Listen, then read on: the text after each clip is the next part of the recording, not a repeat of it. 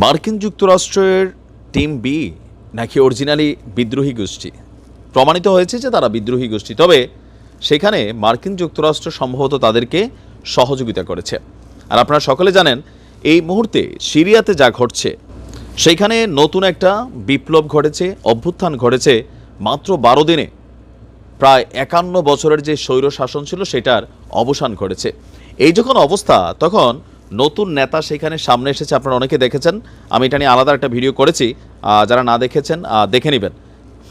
তো এর মাঝখানে মার্কিন যুক্তরাষ্ট্রের মধ্যপ্রাচ্য বিষয়ক প্রতিরক্ষা উপসহকারী সচিব ড্যানিয়েল শাপিরো তিনি বলছেন, সিরিয়ার সব পক্ষকে আহ্বান জানিয়েছেন বেসামরিক নাগরিকদের সুরক্ষা নিশ্চিত করতে এবং একটি অন্তর্ভুক্তিমূলক রাজনৈতিক সমাধানের জন্য কাজ করতে। আর তিনি বলছেন, যদি প্রেসিডেন্ট বাশার আল আসাদের সরকারের পতন নিশ্চিত হয়, তবে এ নিয়ে আর কারোর চোখের জল ফেলতে হবে না। কিন্তু আলোচনার বিষয় এটা না। বলা হচ্ছে যে এই মুহূর্তে সিরিয়াতে কিন্তু মার্কিনীদের একটা ঘাঁটি আছে। এখন এই ঘাঁটিটা কি সেখানে থাকবে নাকি থাকবে না? যেহেতু সিরিয়ার সরকারের পতন হয়েছে, স্বাভাবিকভাবে মার্কিনীদের উচিত এখান থেকে ত্যাগ করে চলে যাওয়া, কিন্তু মার্কিনীরা বেকা বসছে। শাপিরো বলছেন যে মার্কিন বাহিনী পূর্ব সিরিয়ায় তাদের যে ঘাঁটি রয়েছে সেইখানে তাদের ঘাঁটিটা বজায় রাখবে এবং আইএসআইএসের হুমকির মোকাবেলার জন্য তারা কাজ করবে। আপনি বুঝতে পারছেন, আমাদের যে ভাইরা এই মুহূর্তে সিরিয়ার স্বৈরাচার ফেসিস্টের পতন ঘটিয়েছে, সেখানে কিন্তু পশ্চিমারা মদত করছে, এটা কিন্তু সত্য। ফাইনালি তারা কেন টিকে গেল? রাশিয়া এখান থেকে একটু সরে গেছিল সামহাও, যে কোনো কারণে।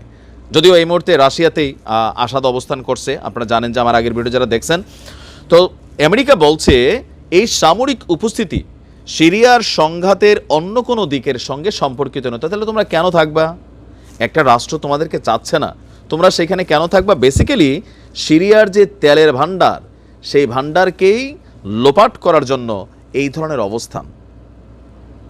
এখন এরা কি এখান থেকে বিদায় হওয়ার জন্য সিরিয়ার যে বর্তমান সরকার আছে তারা কোনো ভূমিকা রাখতে পারবে? রাইট নাও পারবে না। বাশার আল আসাদ প্রেসিডেন্ট ছিল, কিন্তু তার প্রধানমন্ত্রী কিন্তু এখনো রয়ে গেছে। তার রাজনৈতিক দল ছিল না, সেখানে স্বৈরশাসন ছিল, বাট একটা সিস্টেম সে ডেভেলপ করছিল। এখন আমরা দেখছি যে বিদ্রোহী নেতা যিনি আছেন তিনি সেখানে বিভিন্ন বার্তা দিচ্ছেন বা কন্ট্রোলিংটা তার হাতে নিচ্ছেন। আবার ওদিক দিয়ে দেখেন সীমান্তে ইসরায়েল ঢুকে গেছে, ঢুকছে কি না? ঢুকছে। গোলান মালভূমিকে তারা কন্ট্রোলিংয়ে নিয়ে নিছে, এতদিন যতটুকু পারে নাই এখন পুরোটাই নিয়ে নিছে। আবার সিরিয়াতে এই মুহূর্তে আরেকটা খারাপ যেটা ঘটছে, আমার মনে হয় যে এখানে একটু জোশ রাখা উচিত, জোশে এসে হোশ খোয়া উচিত না। যেমন ধরেন ইরানের যে কনসুলেট ভবন আছে সেটারে কিন্তু ভাঙ্গা চুইরা লুটপাট করে আরেকটা ঘটনা করছে। এটা একটা কারণ আছে যে বাশার আল আসাদের যেই রাজ্য বা সাম্রাজ্য, সেখানে ইরান তাদেরকে সহযোগিতা করছে তাকে ক্ষমতায় রাখতে। সেটা অন্য আরেকটা ভার্সন। আমি বলছি জিওপলিটিক্যালি ইরান রাশিয়া এখানে সিরিয়ার ক্ষমতায় বিদ্রোহীদেরকে আসতে দিতে চায় না। এটার মেইন কারণটা হচ্ছে যে বিদ্রোহীরা আপনার এখানে নির্দিষ্ট কোনো একটা গোষ্ঠী নাই ওইভাবে, আর যেই গোষ্ঠীটা আছে রাশিয়া এবং ইরান বারবার বলছিল তাদের প্যাট্রোনাইজ করছে ইসরায়েল এবং পশ্চিমারা, টাকা পয়সা দিয়া সিরিয়ার মধ্যে এরকম একটা পরিবর্তন তারা চাচ্ছে, আসাদের পতন চাচ্ছে, যেহেতু ইরান রাশিয়া সেখানে সাপোর্ট করছে। এটা বিশাল বিস্তৃত। তবে আমি বাশার আল আসাদের বিপক্ষে বরাবরই আমার অবস্থান প্রকাশ করেছি। তো এই মুহূর্তে মার্কিন যুক্তরাষ্ট্রের উচিত সুন্দরভাবে তারা তাদের সেনা সেখান থেকে সরিয়ে নেওয়া, কিন্তু সেটা সরাবে না। এর মাঝখানে ইসরায়েল সীমান্তের 50 বছর ইতিহাসের রেকর্ড ভেঙা ঢুকে গেছে আপনার এই ট্যাঙ্ক টুঙ্ক নিয়া, গোলান মালভূমি নিজেদের কন্ট্রোল নিয়েছে। তো বিদ্রোহীদের সাথে এখন কাদের আসলে লড়াই হবে? পরিস্থিতিটা কিছু আজ করতে পারছেন, আস্তে আস্তে বুঝবেন। আমরা চাই বিদ্রোহী যে গোষ্ঠী এখন এই মুহূর্তে ক্ষমতায় আছেন, আপনারা সব কিছুকে কন্ট্রোল করেন। কন্ট্রোল না নিলে এই যে শুরু হয়ে যাবে টেকনিক্যালি খেলা।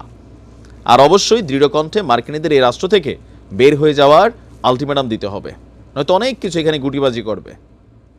ভালো থাকুন, আসসালামু আলাইকুম।